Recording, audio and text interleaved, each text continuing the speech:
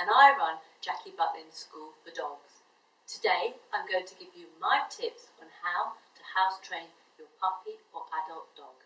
Before I give you advice on house training your dog, it would be a good idea to mention scent marking. This is very different from a dog which has not yet been house trained.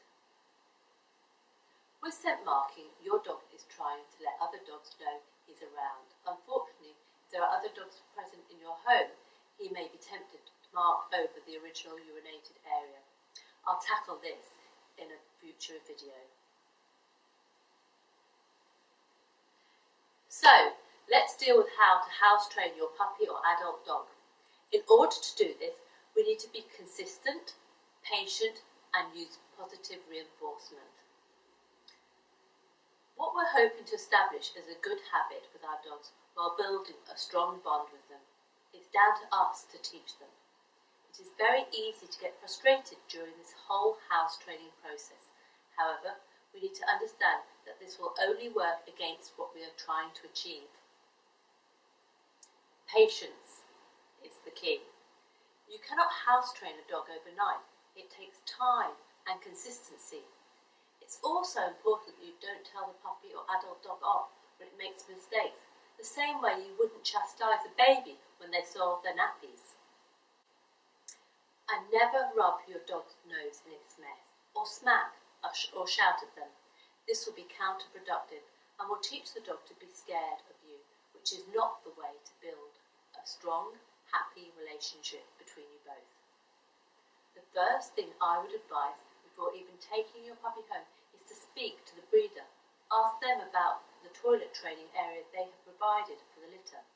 Most good breeders will have already started this process off and will be happy to share with you any tips and knowledge they have. If your breeder hasn't started this, I personally would want to know why. And it would also make me wonder what else they have neglected to do for my new puppy at this significant time in its life. If they haven't taken the time or haven't got the expertise to give the litter the best start, they have probably cut corners in other aspects as well. When we are house training young puppies, it is slightly different to older dogs. Puppies are clean sheets as they haven't got into bad habits. This is important as you start your house training the right way. However, an older dog has to first unlearn any bad habits before learning what is now required. So preventing the puppy or older dog from making any mistakes in the first place is key.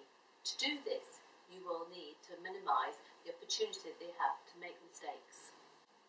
Do not let them have free access to the whole of your home unsupervised. They do not need to be roaming around your home on their own. This will lead to them making mistakes. The same principles apply to house training, both the older dog or puppy. We need to take the time to create a favourable environment to encourage great house training habits. By setting up a routine of supervised freedom in the house and scheduled toilet breaks, along with praise and reward, we will be showing the dog what is expected of them. Dogs naturally want to keep their sleeping area clean. You may have noticed that your dog has its favourite toilet place. Unfortunately, for some owners, this may be inside the home. That is why it is so important for your dog not to have free rein over your living area. You need to be in control of their environment. The best way to do this is to watch them 100% of the time. Of course, this is impossible. We have relationships, families and responsibilities, but there are other ways we can control our dog's environment. We are going to come back to this point in just a moment. But if your puppy does make a mistake in the house, simply pick it up. Learn from the cues which your puppy will have given you. Clean any mess up with the appropriate shop-bought cleaner, created for this purpose, or you can use a weak solution of bicarbonate of soda. You want to make sure that there is no residual scent left behind, which can happen with strong chemicals like bleach and disinfectant. This may attract the dog or puppy back to the same area to toilet again. It's important to set up a toilet training program and implement it. Your puppy will need to be taken outside to relieve itself as soon as it wakes up, after play and again after feeding. It's a great idea to either carry or take the puppy outside on a lead so you can guide it to the specific area you want it to use. The age of the puppy will determine how often they need to be taken outside. For very young puppies, it may be somewhere between 30 to 40 minutes. As the puppy develops and starts to expect these toilet breaks, the length between outings can gradually be increased to an hour.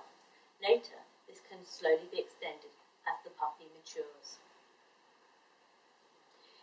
If they're going to toilet in the correct location, give lots of praise and a treat.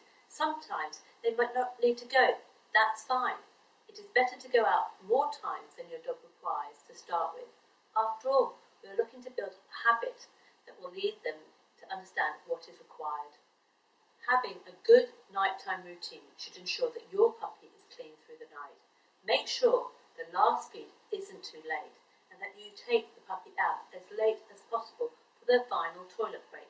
Be realistic. If you normally sleep for 10 hours each night, your puppy isn't going to be able to hold on for that length of time. 6 to 7 hours is a more realistic period to be aiming for. However, as your puppy gets older and your toilet training is going well, you can start to increase this period by about 15 minutes each week until they're clean through the night. So, why do dog owners still have house training issues with older dogs that really should know better? Many times it is because the dog has been given too much freedom by trusting owners too early in the dog's house training program. This is where I encourage owners to use a crate in a responsible and humane manner. Using a crate as an aid to help house train your puppy along with a well-planned toilet training program is an effective and kind way of teaching them to hold toileting for a short period of time. It also reinforces being taken to the appropriate area to relieve themselves. If, however, your puppy is out of their crate and you catch them in the act of toileting, then take them straight outside to the area you have designated as the toileting area and reward them for going there. This is where patience is needed. Sometimes you may have to stand outside with them in the cold and rain, waiting for them to relieve themselves. Be patient and consistently take them out and wait for them. It's important. Very soon they will start to understand what you are asking them to do. So let's go over what we've just learned. 1, it's important to remember that dogs are inherently clean animals. 2, take the time to establish a well-planned and achievable toilet training program. 3, you need to clean up any mistakes with the appropriate solution as quickly as possible.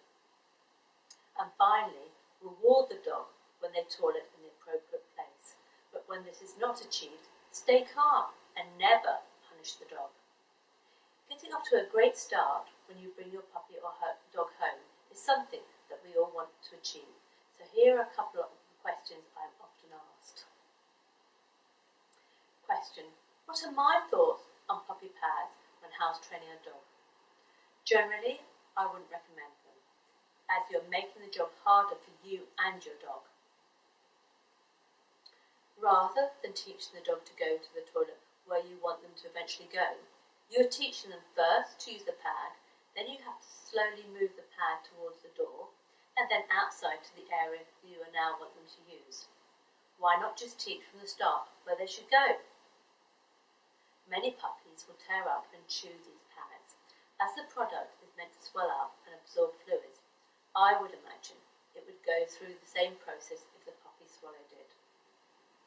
Also, if the dog is already defecated on the pad before they tear it up, this can lead to a great deal of mess.